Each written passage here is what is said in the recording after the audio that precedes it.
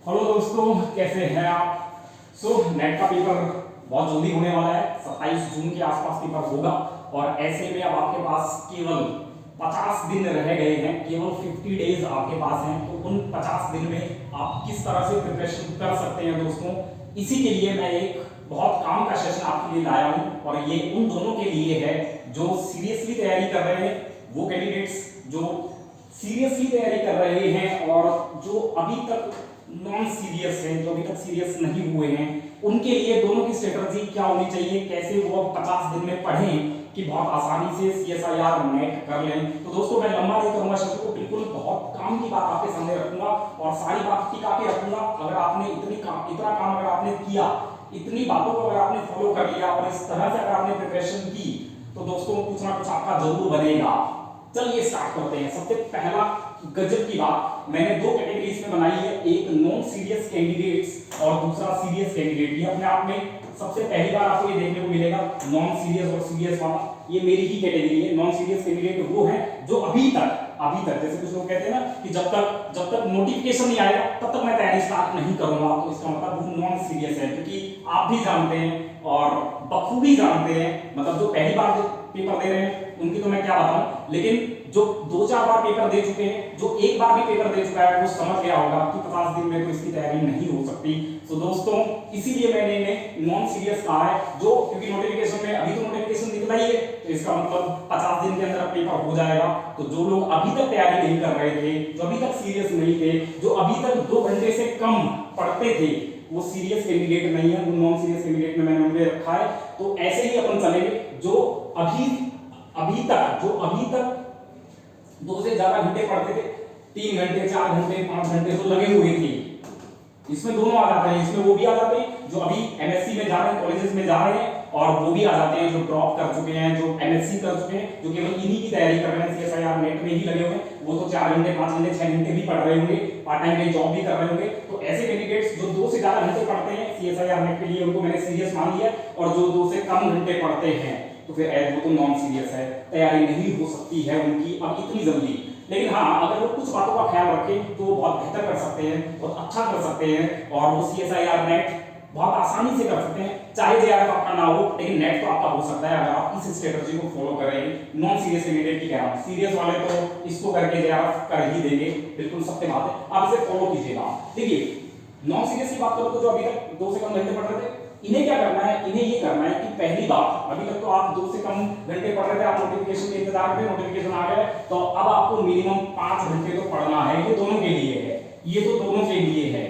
जो अभी 3 घंटे पढ़ रहा था वो बढ़ा के अब 5 घंटे कर दे, जो 4 घंटे पढ़ रहा था वो बढ़ा के 5 घंटे कर दे, और जो 5 पढ़ रहा था वो कम से कम 5 तो पढ़े ही। इस फ्लो को मेंटेन रखे सीरियस कैंडिडेट में। तो आपको 5 घंटे कर देना। इसके अलावा क्या कर सकते हैं, जो भी आपके फेवरेट टॉपिक्स है, नॉन सीरियस की बात कर रहा हूं, जो आपके फेवरेट टॉपिक्स है, फेवरेट टॉपिक जो भी आपको चलता है, chemical bonding, GOC, stereo, pericyclic, reagent, जो भी आपके फेवरेट है, केमिकल काइनेटिक्स, इलेक्ट्रोकंडक्टेंस, गैसेस, जो भी आपको फेवरेट लगते हैं, जो आपको आसानी से समझ में आ जाते हैं, वो आप तुरंत पढ़ना चालू कर दीजिए। जो आपको आसानी से समझ में आते हैं वो सब पढ़ डालिए, उसको तुरंत पढ़ना चालू कर दीजिए। केवल वही पढ़ें आप, केवल वही पढ़ने हैं आपको जो आपके फेवरेट है, जो आपको आसानी समझ में आता है। कोऑर्डिनेशन आ जाता है समझ में, F ब्लॉक आ जाता है, बायोमॉलिक्यूल्स समझ में आ जाती है। तो आपके जो फेवरेट टॉपिक है, जो आपको आसानी समझ में आते हैं, आप केवल वही पढ़ें। नॉन सीरियस की बात कर रहा हूं। लेकिन जो सीरियस वाले हैं, जो लगातार पढ़ते हुए आ रहे हैं, क्योंकि इन्होंने ज्यादा पढ़ा भी नहीं है, तो इनको अभी तो ये हाई वेटेज टॉपिक पढ़ भी नहीं पाएंगे, इन्होंने ज्यादा पढ़ा भी नहीं है। और हाई वेटेज टॉपिक पे जाओगे तो आपको समझ में भी नहीं आएगा हाई वेटेज टॉपिक। इसलिए आप केवल वो टॉपिक पढ़ेंगे जो आपके फेवरेट हैं, जो आपको बहुत आसानी से समझ में आ सकते हैं, जिनको आप बहुत आसानी से लिंक कर सकते हैं, जिनके सब टॉपिक्स आप बहुत आसानी से समझ आते हैं, लिंक कर लेते हैं, आप उनको पढ़िए। लेकिन सीरियस कैंडिडेट्स के लिए आप हाई वेटेज टॉपिक पढ़िए, जैसे क्वांटम पढ़िए, आप OMC पढ़िए, क्वांटम पढ़िए, OMC पढ़िए, कोऑर्डिनेशन पढ़िए, रिएजेंट्स पढ़िए, पेरिसाइक्लिक पढ़िए, फोटोकेमिस्ट्री पढ़िए। आप ऐसे टॉपिक पढ़िए जिनसे भर के सवाल आते हैं, आपको वो पढ़ने हैं। आपने वैसे भी पढ़ रखे होंगे वो टॉपिक, ये छोटे मोटे टॉपिक तो आपने पढ़ लिए, आपके फेवरेट टॉपिक तो आप पढ़ चुके हैं। काइनेटिक्स पढ़िए, इलेक्ट्रो पढ़िए, फिजिकल स्पेक्ट्रा पढ़िए। इसके अलावा और बहुत से टॉपिक हैं इसमें। ग्रुप थ्योरी, फिर मुझे याद नहीं आ रहा, ग्रुप थ्योरी पढ़िए, थर्मो पढ़िए, स्टैटिस्टिकल थर्मोडायनामिक्स पढ़िए। तो वो टॉपिक्स आप पढ़ना चालू कर दीजिए सीरियस कैंडिडेट्स, क्योंकि वो आपने ये सब तो पढ़ लिया है, फेवरेट टॉपिक आपने बहुत बार पढ़ लिए, छोटे मोटे टॉपिक आपने बहुत पढ़ लिए, लेकिन नॉन सीरियस के लिए आप केवल कुछ टॉपिक अभी चालू कर दिए, क्योंकि आपका इंटरेस्ट बनेगा तभी आपका पढ़ने का मन करेगा। यहाँ से आप सीधे जो 5 घंटे में करता हूँ 3 घंटे पढ़ा रहा हूँ, तो ये 3 घंटे ऐसे ही नहीं बढ़ेंगे, आपका मन नहीं करेगा तो आप 1 घंटा भी नहीं पढ़ाएंगे, 1 मिनट भी नहीं पढ़ाएंगे। तो इसलिए आप अपने फेवरेट टॉपिक पढ़िए, वो आप हाई वेटेज टॉपिक पढ़िए। इसके अलावा तैयारी का बेसिस नॉन सीरियस में, क्योंकि इनका क्या है, इन्होंने कुछ ज्यादा तो पढ़ा नहीं है और ज्यादा पता भी नहीं है कौन सा आ सकता है, कौन सा टॉपिक आ सकता है, किसका क्या वेटेज है। तो फिर ऐसे में इनका जो बेसिस होगा वो पीवाईक्यूज होगा। पीवाईक्यू, आप केवल पीवाईक्यू देखिए और पीवाईक्यू से आप समझिए, ट्रेंड एनालिसिस देखिए, वहां से आप समझिए कि आपको कौन से टॉपिक पढ़ने चाहिए। तो आप पीवाईक्यू आपकी तैयारी का बेसिस होगा, और इनके लिए तो पीवाईक्यू मस्ट है ही, ये तो आपको पूरे कर जाइए, आप तो 100% पीवाईक्यू कर जाइए। और इसके लिए बुक तो मेरी आती है मार्केट में, आप देख सकते हैं उसे, आपको तो 100% करना है। और आपको हाई वेटेज टॉपिक देखने की पीवाईक्यू में कि कौन से टॉपिक से ज्यादा पूछा जाता है, कौन से सब टॉपिक से ज्यादा पूछा जाता है। जब कोऑर्डिनेशन में क्या पढ़ लूं, जॉन टेलर पढ़ लूं, कलर पढ़ लूं, मैग्नेटिक स्पेक्ट्रा पढ़ लूं, इलेक्ट्रॉनिक स्पेक्ट्रा पढ़ लूं, क्या पढ़ लूं कोऑर्डिनेशन में। तो फिर ऐसे के लिए आपको पीवाईक्यू में जाना होगा, तो आप पीवाईक्यू थोड़ा देखकर और उसकी बेसिस पर तैयारी कीजिए। सबसे अगला नोट्स देखिए, नॉन सीरियस के लिए, नॉन सीरियस वाला चलेगा यहाँ पर। तो नॉन सीरियस के लिए क्या है, सिंपल आपको बुक नहीं पढ़नी है, क्योंकि बुक आपको समझ में आएगी नहीं, आपने पढ़ेगी नहीं बुक, तो आपको करना क्या है, आपको केवल नोट्स पढ़ने हैं। नोट्स आपको जितने ज्यादा समझ में आ रहे हैं, आप केवल नोट्स पर स्टिक हो जाइए, नोट्स पर चिपक जाइए, केवल नोट्स पढ़ने हैं आपको केवल। और अगर इनकी बात करें तो ये नोट्स भी पढ़ सकते हैं, बुक भी पढ़ सकते हैं, क्योंकि ये वैसे भी पढ़ रहे थे, तो फिर इनको बुक्स पढ़ने की भी आदत है, तो आप बुक्स भी पढ़ सकते हैं और नोट्स भी पढ़ सकते हैं। आपको दोनों चीज पढ़नी है। आपको बुक्स में तो इंपॉर्टेंट लगता है, जो आपको बेहतरीन लग रहा था उस समय, बुक में कुछ सवाल आपको अच्छे लगेंगे। ऑर्गेनिक केमिस्ट्री में, ऑर्गेनिक केमिस्ट्री आपको जबरदस्त कुछ टॉपिक्स लगे होंगे, अनपोलन वाले, ऑर्गेनिक सिंथेसिस वाले, डायनामिक स्टीरियोकेमिस्ट्री वाले, पेरिसाइक्लिक वाले। तो वहां का जो थ्योरी वाला कंटेंट है आप उठा सकते हैं, वहां से क्वेश्चन प्रैक्टिस कर सकते हैं वहां। और नोट्स तो आपको करने ही करने हैं, बुक्स और नोट्स दोनों करने हैं आपको सीरियस के लिए। रेफरेंस बुक के सॉल्यूशंस से सीखिए, ये बहुत बेहतरीन बात है। मतलब जो अभी तक नॉन सीरियस थे उनका क्या है, उन्होंने टॉपिक्स को अच्छे से पढ़ा नहीं, और अगर टॉपिक्स को आपने अच्छे से नहीं पढ़ा तो आप जब क्वेश्चन करने जाएंगे तो आप अटकेंगे, और क्वेश्चन में अगर आप अटकेंगे तो वहां से आप डिमोरलाइज होंगे, वहां से आपका कॉन्फिडेंस गिरने लगेगा। तो फिर ऐसे में आपको क्या करना है, आपको रेफरेंस बुक के सॉल्यूशंस देखने हैं। रेफरेंस बुक में जो क्वेश्चंस होते हैं ना, उनके सॉल्यूशंस देखते हुए चलना है कि इसने कैसे सॉल्व किया है, वहां से आपकी अप्रोच सेट होगी। अप्रोच, क्योंकि यहाँ पर अभी तक आपने क्या किया, आपने सीरियसली पढ़ाई तो की, तो आपकी अप्रोच सेट नहीं हुई, क्योंकि आपने प्रॉपर क्वेश्चन प्रैक्टिस की नहीं है। तो फिर ऐसे में आप रेफरेंस बुक के जो सॉल्यूशंस हैं, सॉल्यूशंस की में अप्रोच सेट करके देखिए, सॉल्यूशंस को देखिए, सॉल्यूशंस को समझने की कोशिश कीजिए कि ऐसे इस क्वेश्चन को इसने कैसे अप्रोच किया है। जैसे कि एल्गोरिथम में काइनेटिक्स में आप देखिए, काइनेटिक्स में बहुत से क्वेश्चन है, उसको आप एरेनियस थ्योरी के देखिए। इसके अलावा जो दूसरी थ्योरीज हैं उसमें, उन सभी एक्टिवेटेड कॉम्प्लेक्स थ्योरी, उस सवाल को उसने कैसे किया है। जैसे इसमें डेल एस एक्टिवेटेड कॉम्प्लेक्स की जो चेन एंट्रोपी है उसको इसने कैसे सॉल्व किया है, कैसे इसका रिलेशन ए के साथ एस्टैब्लिश हुआ है, उस सवाल को उसने कैसे किया है, वो आप वहां से सीखिए। वहां से आप अप्रोच सेट करना सीख सकते हैं। जितने भी आपके पास स्टैंडर्ड रेफरेंस बुक या पीडीएफ वगैरह जो भी हैं, जिनसे आप समझ सकते हैं, जिनमें सॉल्यूशंस दिए हुए हैं, जिनमें क्वेश्चन है उनमें सॉल्यूशंस दिए हुए हैं, पीएसपी है, वहां से आप सॉल्यूशंस से सीखिए, सॉल्यूशंस को उसने कैसे अप्रोच किया वो आप सीख सकते हैं। और यहाँ पर भाई साहब जो आपको आ रहा है समझ में वो आपको करना है, जो नहीं आ रहा है उसे छोड़ देना है। अभी तक आपने इतना पढ़ लिया, इतना डेडिकेट कर दिया आपने टाइम केमिस्ट्री को, और जो चीजें आपको समझ में आ रही वो तो वेल एंड गुड है, उसकी बेहतरीन रिवीजन करनी है। लेकिन जो आपको नहीं समझ में आया उसके पीछे मत पड़िए, उसको छोड़ दीजिए। उसके अलावा आपने जो पहले पढ़ लिया है उसकी अच्छे से रिवीजन कर लीजिए, उस कच्ची पढ़ाई को पका लीजिए, उस कच्ची पढ़ाई को मजबूत कर लीजिए, वो आप करिए। जो नहीं आ रहा उसको छोड़ दीजिए। सीरियस फॉर्म के लिए बता रहा हूं मैं, जो नहीं आ रहा उसके पीछे मत पड़िए, छोड़ दीजिए उसे, उस पर टाइम वेस्ट नहीं करना है। अपने को जो आ रहा है उसको अपने को और स्ट्रॉन्ग करना है, उसमें अपने को सब टॉपिक कनेक्टिविटीज और अच्छी करनी है, उसमें क्वेश्चन प्रैक्टिस और बढ़ा देनी है, तो वो आपको करना है। समझ गए आप मेरी बात? यहाँ पर आप सॉल्यूशंस देखेंगे। इसके अलावा मैक्सिमम सॉल्व्ड क्वेश्चन करें, ये भी बहुत बेहतरीन है, क्योंकि क्वेश्चन प्रैक्टिस आपने बहुत कम की है, तो आपको अप्रोच सेट आपको नहीं आती है, तो आप जितने ज्यादा सॉल्व्ड क्वेश्चंस देखेंगे, सॉल्व्ड क्वेश्चंस से समझने की कोशिश करेंगे, उतना ही आपके लिए आपका सब्जेक्ट में इंटरेस्ट भी आएगा, आपको सवाल होता हुआ दिखेगा भी, और आपकी अप्रोच सेट होगी, आपको मजा आएगा कि अच्छा ये सवाल इसने ऐसे किया है। आप अपने दिमाग में सोचिए और साथ साथ में उसका सॉल्यूशन देखते रहिए कि कैसे किया है इसने, तो आपका वहां से कॉन्फिडेंस भी बनेगा और साथ में आपको सॉल्व करने की अप्रोच सेट हो जाएगी। तो आप मैक्सिमम सॉल्व्ड क्वेश्चन कीजिए, सॉल्व्ड क्वेश्चन। और इनके लिए क्या है, जितना पढ़ लिया उसकी 2 से 3 बार रिवीजन ही मैंने बोल ही दिया, जितना पढ़ लिया उसकी 2 से 3 बार रिवीजन पक्का ही करनी है, पक्का करनी है, पक्का। पक्का पक्का ये इनके लिए भी अप्लाई होता है। 2 से 3 बार रिवीजन आप जरूर करेंगे, एकदम करेंगे, करना ही है आपको। इसके अलावा नॉन सीरियस कैंडिडेट्स, क्योंकि टाइम तो आपने दिया नहीं, तो फिर बुक्स पढ़ना आपके लिए मुश्किल होगा। बुक की लैंग्वेज भी जो होती है वो थोड़ी इंटेंस होती है, जैसे हुई टाइप की बुक आप नहीं पढ़ पाएंगे। हाँ, क्लेरिन टाइप की बुक आप पढ़ सकते हैं, लेकिन उतना ही पढ़िए जो आप क्वेश्चन कर रहे हैं उसकी थ्योरी उससे ऊपर से समझ लीजिए, बस उतना ही पढ़िए। इसके अलावा अगर आप उसके पीछे वाले क्वेश्चंस कर रहे हैं, बैक ऑफ द चैप्टर जो क्वेश्चंस हैं उन क्वेश्चंस को आप करिए, लेकिन साथ में सॉल्यूशन साथ रख लीजिए, सो दैट आपकी अप्रोच सेट हो पाए, ताकि आपको चीजें समझ में आए कि ये रिएक्शन कैसे हुआ है। समझ गया आपने बात? तो उससे क्या होगा, उसकी आपकी फास्ट लर्निंग होगी, फास्ट लर्निंग, यहां से आपको फास्ट लर्निंग मिलेगी, फास्ट लर्निंग, कॉन्फिडेंस भी आएगा और फास्ट लर्निंग मिलेगी। इसके अलावा आपको केवल नोट्स पढ़ने, आपको बुक्स के जमेले में नहीं पढ़ना, बुक्स आपको समझ में नहीं आएगी, आप केवल नोट्स पढ़िए। नोट्स में आपको जो जो समझ में आ रहा है वो आप पढ़ते जाइए, जो भी आपको समझ में आ रहा है सब पढ़िए, ठीक है। उनको तो बुक्स और नोट्स दोनों ही पढ़ने।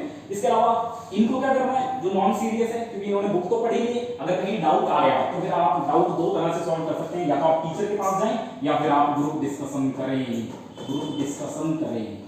आपके पास कुछ व्हाट्सएप ग्रुप होंगे, कुछ आपके मित्र होंगे जो तैयारी कर रहे हैं, तो उनके साथ ग्रुप डिस्कस कर सकते हैं। वो आप अपने फ्रेंड को भेज सकते हैं, या मेरे को ये समझ में नहीं आया बता दो। यहाँ पर भी ऐसा हो सकता है, लेकिन यहाँ पर क्योंकि ये सीरियस कैंडिडेट्स थे, ये पढ़ते थे बुक्स, इनको बुक समझ में आ रही है, तो ये बुक के भरोसे जा सकते हैं, ये बुक्स पे भी जाएंगे, ये टीचर के पास भी जा सकते हैं। टीचर पे कम रिलायबल होंगे, क्योंकि टीचर अपने आप में व्यस्त रहते हैं, तो टीचर भी आपका टाइमली जवाब दे पाए ऐसा संभव नहीं होता। और तीसरा ग्रुप डिस्कशन तो इनका है ही, ये तो ग्रुप डिस्कशन करते ही, जीडी में तो ये विश्वास करते ही है, तो फिर ये भी तीनों काम कर सकते हैं, ये तीनों काम कर सकते हैं, ये केवल 2 काम करेंगे।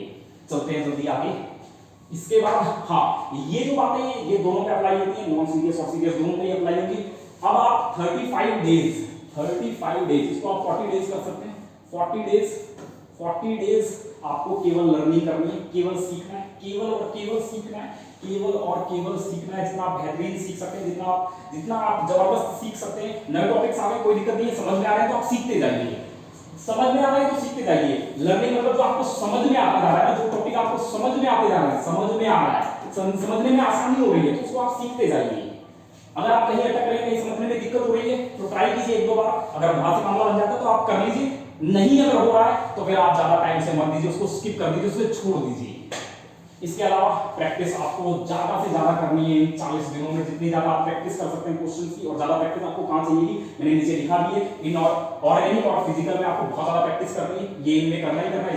इसमें तो आप जितना ज्यादा प्रैक्टिस कर पाए, जितनी रेफरेंस स्टैंडर्ड बुक्स हैं, जॉबिल है, कैरोथर है, हुई जॉबिल कैरोथर, इसके अलावा क्लेडन है, क्लेडन ठीक है, जॉबिल, जेरी मार्क्स, जितनी भी आपके पास अवेलेबल बुक्स हैं वो सभी बुक्स ऑर्गेनिक केमिस्ट्री की आप क्वेश्चन प्रैक्टिस के लिए ले सकते हैं। इसके अलावा फिजिकल में आप केयर ले सकते हैं, जितने भी बुक्स जिनमें सॉल्यूशंस खूब दिए हैं, क्वेश्चंस खूब दिए हैं, उनके आंसर दिए हुए, उनसे आप क्वेश्चन प्रैक्टिस कर सकते हैं। इसके अलावा और मैंने लिख दिया है, तो आप मैक्सिमम क्वेश्चन प्रैक्टिस कीजिए। इसका सैंडबर्ग भी है, इसमें सैंडबर्ग का नाम बोल रहा था, सैंडबर्ग की जगह वही बोल रहा था। खैर हुई में भी कुछ एब्स्ट्रैक्ट इतने इंपॉर्टेंट हैं कि सीधा उस पे सवाल आता है। जैसे एक बार इलेक्ट्रॉनिक स्पेक्ट्रा का सवाल आया था, सिस और ट्रांस वाले का सवाल था, कोबाल्ट वाले में, F2 वाले में, En2, ये वाला सवाल याद होगा आपको, तो वहां से निकल गया। ठीक है, तो ये आप ध्यान रखिए, इन 40 दिनों में आपको मैक्सिमम लर्निंग करनी है, चाहे वो आप बुक से करें, चाहे आप नोट्स करें, जिसमें आप कंफर्टेबल है, जिससे आपको समझ में आ रहा है, आप मैक्सिमम लर्निंग कीजिए, प्रैक्टिस मैक्सिमम कीजिए, जितनी आप प्रैक्टिस कर सकते हैं। मैंने लिखा भी है कितनी प्रैक्टिस करनी है, और डाउट क्लियरेंस आप इन 40 दिनों में कर लें। जो भी आपके पास डाउट है सारे आप डाउट 40 दिन में पूरे कर लें, कंप्लीट। इसके बाद क्या करना है, लास्ट वीक में, लास्ट 10 दिन, लास्ट 1 वीक में आपको क्या करना है, केवल रिवीजन करनी है। आपकी आपने जो पढ़ाई कर ली है उसको आपको और पक्का करना है, उसको आपको और बेहतरीन करना है, उस पढ़ाई को और जबरदस्त बनाना है, उस पढ़ाई को और स्ट्रॉन्ग करना है आपको। अब लास्ट 1 वीक में 10 दिन में केवल यही करना है, केवल यही। 1 वीक में आप ये कर लीजिए, और जो 2-3 दिन बचते हैं उसमें आप फुल टेस्ट दे सकते हैं। फुल टेस्ट से आप अपने आप को आपका टाइम सेट कर सकते हैं कि मैं 3 घंटे बैठ पा रहा हूँ या नहीं बैठ पा रहा हूँ, तो वो सब आप कर सकते हैं। वो मैं बाद में बताऊंगा, वो स्ट्रेटजी का हिस्सा, पेपर कैसे अटेंड करना है वो बाद का हिस्सा है, बाद में देखेंगे। लास्ट 1 वीक में आपको केवल रिवीजन करनी है, केवल रिवीजन। जितना आपको आ गया है, आपको बहुत कुछ आ जाएगा, आपको बहुत कुछ आता भी है, आपको और बहुत कुछ आप सीख लेंगे, केवल आप उसका रिवीजन कीजिए। अब नया कुछ सीखने की जरूरत नहीं है, आप केवल रिवीजन कीजिए। जो आपने सीख लिया है उसको, उसमें गलती ना हो, उसको मैं कैसे बेहतर कर सकूं, आप इस पर काम कीजिए। तो ये लास्ट एक हफ्ते में आप रिवीजन करेंगे और ऑर्गेनिक और फिजिकल के मैक्सिमम क्वेश्चन आपको प्रैक्टिस करने हैं। और मैंने लिख भी दिया है 40 क्वेश्चन रोज करने हैं, रोज 40 क्वेश्चंस। और ये 40 क्वेश्चंस कौन कौन से हो सकते हैं? ये 40 क्वेश्चन डीपीपी से भी हो सकते हैं, डीपीपी से हो जाते हैं, टेस्ट सीरीज से हो जाते हैं, और इसके अलावा पीवाईक्यू से भी हो सकते हैं, या फिर स्टैंडर्ड रेफरेंस बुक के क्वेश्चंस भी हो सकते हैं। आप यहां से कहीं से भी 40 सवाल रोज आप बनाइए। इसमें दोनों में, ऑर्गेनिक में भी और फिजिकल में भी, दोनों में अलग अलग सेंटर में बहुत सवाल हैं, कैलकुलस में बहुत सवाल है, ज्योग्राफी में भयंकर सवाल हैं, और बहुत सी दीपक कुमार मंडल बहुत सी बुक्स हैं यार, आप देखिए उस पर आपको बहुत सवाल मिलेंगे। नहीं समझ में आया तो मेरे से पूछ लीजिए, मैं बहुत से सवाल अवेलेबल करवा दूंगा। इनऑर्गेनिक में आप मैक्सिमम थ्योरी लर्निंग करिए, थ्योरी आपको बहुत आनी चाहिए, जबरदस्त थ्योरी आपको समझ में आनी चाहिए। इसमें आपको नोट्स भी बहुत हेल्प करेंगी, और बुक्स अगर आप पढ़ सकते हैं सीएस के रिलेटेड, तो वो बुक्स भी जितनी ज्यादा थ्योरी पढ़ी जा सके उतनी ज्यादा थ्योरी पढ़िए। 10 क्वेश्चन आप प्रैक्टिस कर सकते हैं, ये मिल जाएंगे आपको, डीपीपी में मिल जाएंगे, पीवाईक्यू में मिल जाएंगे, हो जाएगा ये भी, आप ये कर सकते हैं ऑर्गेनिक के लिए। इसके अलावा ये तो आपको जरूर करना है। ये क्या है? वो कुछ बातें, जितना भी पढ़ा है, जो भी आपने पढ़ लिया है, जितना भी पढ़ा है, उसकी सारी की रिवीजन करनी है। ये बहुत जरूरी है, रिवीजन बहुत करनी ही करनी है, छोड़ना नहीं है। पढ़ लिया बस ऐसा नहीं सोचना यार ये भी पढ़ लिया। अगर आपने रिवीजन नहीं किया तो वहां पर आप हौच-पौच कर देंगे, वहां पर आप कोई सा कांसेप्ट कहीं लगा देंगे, वहां पर आप सिमिलर कॉन्सेप्ट्स में डेलिमा में चले जाएंगे, डाउट में चले जाएंगे, और ऐसे में आता हुआ क्वेश्चन आप गलत कर लेंगे, फॉर्मूला आप गलत यूज कर लेंगे, सिली मिस्टेक्स करेंगे। फिर आप, अगर आपने रिवीजन नहीं की तो फिर आप सिली मिस्टेक्स करेंगे, और सिली मिस्टेक्स को आप अवॉइड कर सकते हैं। आप यूनिट कन्वर्जन का पूरा ध्यान रखिए, आप जो आपने फॉर्मूला यूज किया है वो सही है, इसकी आगे आपको पता होना चाहिए, उसमें क्या लिमिटेशंस है, किन कंडीशंस में वो फॉर्मूला बनाया गया, ये आपको पता होना चाहिए, कब लगता है कब नहीं लगता, ये आपको पता होना चाहिए। और ओवर एक्साइटेशन तो बिल्कुल नहीं होना चाहिए। सिली मिस्टेक ज्यादातर ओवर एक्साइटेशन की वजह से होती है, तो ओवर एक्साइटेड तो आपको कभी नहीं होना। क्वेश्चन करने में गलती कर दी, पूछा था नॉट, उसने कहा था इनमें से नहीं है, और आपने सही वाला लगा दिया, तो फिर ऐसे में गलती हो जाएगी दोस्तों। Take it easy, make it easy. तो यहाँ पर आपको गलतियां नहीं करनी है, सेलेक्टिव बनो। यहाँ पर आपके पास बहुत ज्यादा ऑप्शन होते हैं, तो आप बहुत ज्यादा सेलेक्टिव हो सकते हैं, तो आप सेलेक्टिव बनिए, कुछ टॉपिक्स ले लीजिए जिनको आप डिसाइड करोगे मैं इन टॉपिक को पढ़ के जाऊंगा, केवल 15 से 16 टॉपिक पढ़ के जाऊंगा, लेकिन हाँ इनमें मैं इतनी ज्यादा प्रैक्टिस करूंगा कि एक भी सवाल गलत नहीं करूंगा। तो सेलेक्टिव बनिए, सेलेक्टिव, और नेगेटिव अवॉइड करिए। अगर आप ये सब करते हैं तो भी आप बहुत ऊपर चले जाएंगे, बहुत आगे आप जंप मार देंगे, एक बड़ी जंप मार देंगे अगर आपने इतना भी कर लिया तो।